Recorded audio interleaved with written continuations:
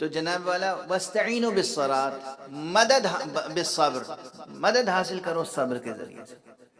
تو صبر ایک اس میں معنی ہے، یعنی صبر ایک قوت ہے، ایک صفت ہے جو انسان کے اندر بھی پائی جاتی ہے۔ تو کیا اس آیت کا یہ مفہوم بھی ہو سکتا ہے کہ دیکھو جب کوئی مشکل سامنے آئے تو تم فوراً ہمت نہ ہار جاؤ، تمہارے ہی اندر ہم نے قوت رکھی ہے، اس قوت صبر سے کام لو۔ واضح ہوئی بات؟ تمہارے اندر کوئی بھی مشکل آئے تو فوراً ہاتھ پیر ڈھیل کے بیٹھ نہ جاؤ کہ ہم کیا کریں، خود اپنے اندر ذرا سا ڈوبنے کی کوشش کرو۔ ایک چیز ہے صبر، یہ تمہارے نفس کے اندر، تمہاری روح کے اندر ایک صلاحیت رکھی ہے ہم نے صبر کرنے کی۔ ذرا سا صبر سے مدد لوگے تم اس مشکل پر قابو پا جاؤ گے۔ اور یہ صبر کی قوت بھی کسی اور نے نہیں رکھی ہے، ہم ہی نے رکھی ہے۔ صبر کا ٹیبلٹ کہیں سے نہیں ملے گا تمہیں، صبر کا کیپسول کہیں سے نہیں ملے گا، صبر کا انجیکشن کہیں سے نہیں ملے گا۔ صبر کی قوت ہم ہی نے رکھی ہے۔ تم نے کہا نا کہ ایاک نعبد و ایاک نستعین، پروردگار ہم تجھی سے مدد چاہتے ہیں اور تیری ہی بندگی کرتے ہیں، تو ہم بتا رہے ہیں کہ تمہارے اندر یہ ہم نے رکھ دیا ہے جس سے تم مدد حاصل کر سکتے ہو۔ یہ قوت، یہ وصف، یہ صلاحیت تمہارے اندر رکھ دی ہے ہم ہی نے، ہم جو تمہارے خالق ہیں۔ یہ ایک سطح ہے۔ کوئی ہے جو کہے یہ مفہوم غلط ہے؟ نہیں، ہرگز غلط نہیں، درست ہے، بالکل درست ہے۔ اللہ سبحانہ و تعالی نے انسانوں کے اندر صبر کی صلاحیت رکھی ہے۔ انسان عموماً چھوٹی چھوٹی پریشانیوں میں بھی گھبرا جاتا ہے اور اس کی توجہ خود اس کے پاس موجود اس قوت کی طرف سے ہٹ جاتی ہے۔ اگر اس کی توجہ خود کوئی بھی خود اس کے اندر موجود اس قوت کی طرف توجہ دلا دے تو اس کی پریشانی دور ہو جاتی ہے۔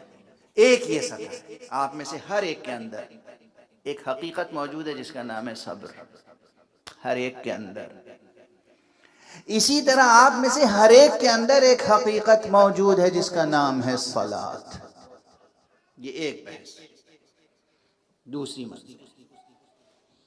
دوسری منزل یہ ہے کہ آپ کے وجود کے باہر بھی صبر کی کوئی حقیقت ہے؟ ہاں ہے۔ آپ کے وجود کے باہر بھی صلاۃ کی کوئی حقیقت ہے؟ ہاں ہے۔ ہر وہ حقیقت جس پر صبر اور صلاۃ کا اطلاق ہو، اگر وہ منہی عنہ نہیں ہے تو اس سے استمداد اور توسل جائز ہے۔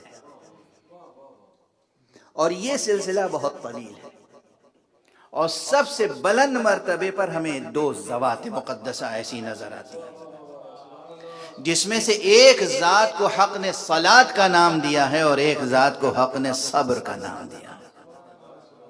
اور روایات اہل بیت علیہم السلام میں اسی لیے آیا ہے، شرعی و فقہی نقطہ نظر سے تو صبر اور صلاۃ سے مراد یہ نماز اور روزہ ہے، لیکن حقیقی تعویل کے اعتبار سے صبر اور صلاۃ سے مراد ایک ذات گرامی محمد مصطفیٰ ہے، ایک ذات گرامی علی مرتضیٰ ہے۔ تو کم سے کم 3 نکات لے کر جائیں آج اسی ایک آیت سے۔